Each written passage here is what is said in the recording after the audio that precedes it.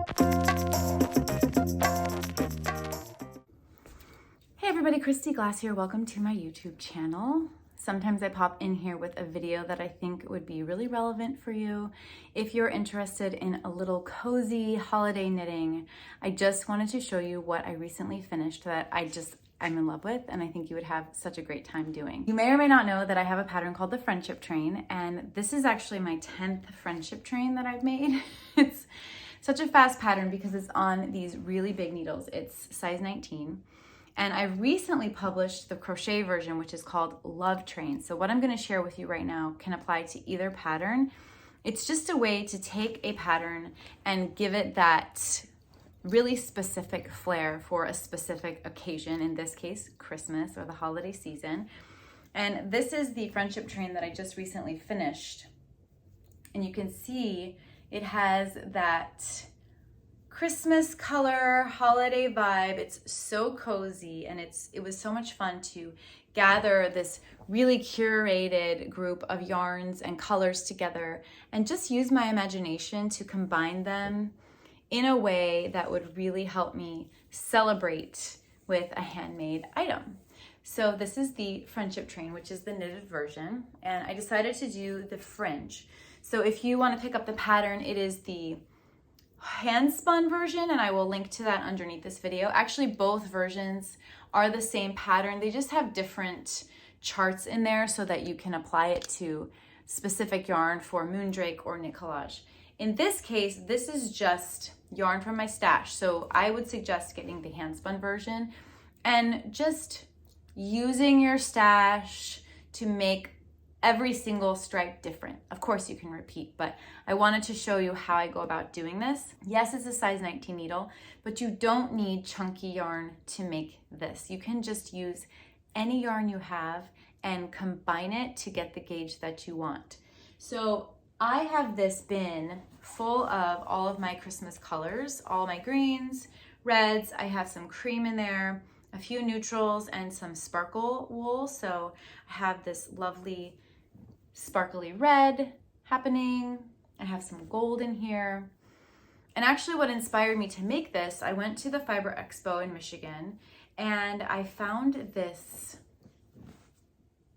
I guess it was a group, I guess I would call it a group of hand spun wool, all organized together in one. It had like a ring around it, so you had to buy it all as a group, and it had green, white, and red colors.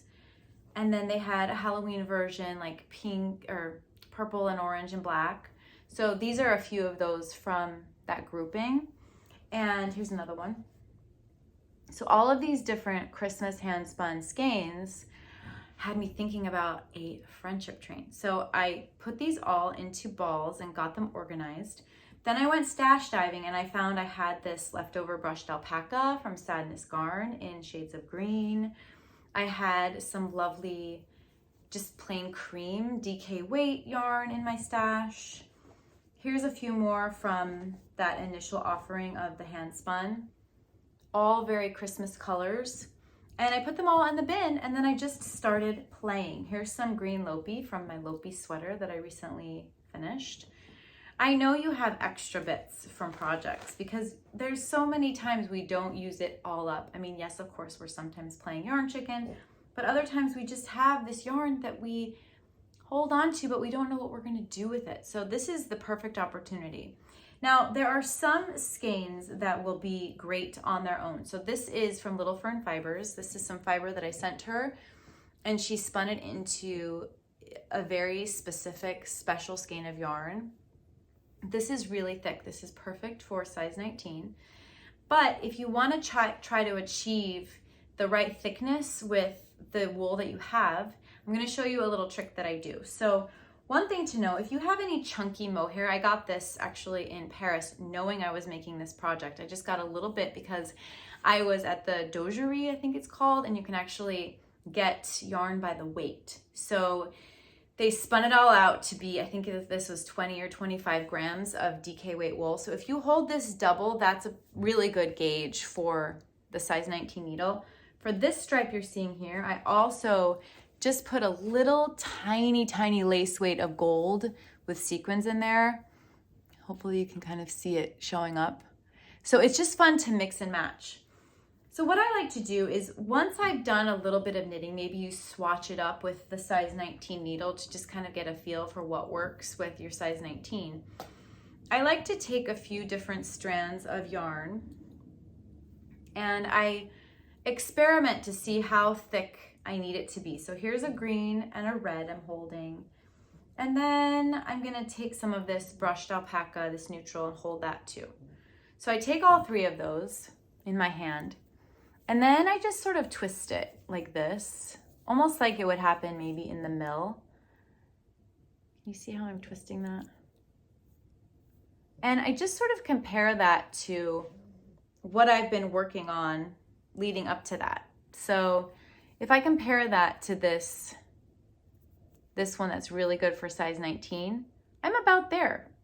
And when I knit with this combo of the three, there might be a little bit of air to it. But if I want it thicker, I can grab one more. So maybe I grab this green. Now I have 4 different strands. And I would say this is like fingering lace. This is fingering lace. These are more sport DK. So those 4 together, all twisted up, that thickness, that makes sense for me, that would look good on a 19. So that's how I sort of predetermine what strands I want to put in when I'm mixing. And you don't have to twist to knit with it. That's just kind of how you get a sense of how thick those 4 will be together. That's my tip for you. And I also think the more sparkle, the better. The only thing to be aware of is if you are using a sparkle that has paillettes in it. So paillettes are like these little sequins. You can see the sequins in there, the circles. Those are all little sequins. Those are hard to frog or rip out.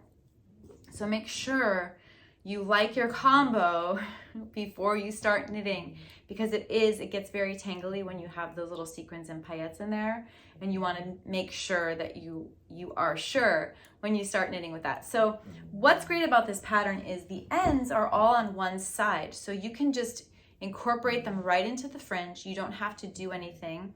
If you find that they're sort of getting loose at the bottom because it is a really wide needle, and when you slip the first stitch on some of the rows, it feels like, oh my gosh, I'm gonna lose a stitch. So what I do is I just tie them to their neighbor. So when there are 2 ends, I just sort of do a loose tie until I'm at the end of my project, and then I start adding the fringe and incorporating it into the fringe. Once I have blocked this, and I steam mine, so I did an aggressive wet block of the whole shawl, and then once I attached all the fringe, I steamed the fringe so that it would be as straight as possible. And then I laid it out on a flat surface. You can do the floor or a large table if you have it, or countertop, and then you just trim it so that it's as even as it can possibly be. So when you wear it, it looks just nice and put together. I think you can use this idea for any color combo. It doesn't have to be the holidays, but I really like to look at patterns and see how I can tweak them to be a Christmas sweater, and in this case, a Christmas friendship train. So I wanted to share that with you. I actually made 3 different friendship trains during our recent make-along over at Patreon. And so I will be doing a full finished object video of all 3 of those pieces at patreon.com. All of my content is at Patreon now, so patreon.com/ChristyGlassKnits is where you can find it. There's lots of fun demos and inspiration, and we have knit nights, and I would love to see you over there. So there is a link to that underneath this video. Also underneath this video, I will include a link to the pattern, both the knitting and the crochet version, so that you can find that really easily. It will be linked underneath this video. And I'm also sharing my 2022 Christmas sweater over on Patreon as well. So if you want some Christmas knitting inspiration, head on over there. And thank you as always for joining me here on YouTube, and I will see you next time. Bye.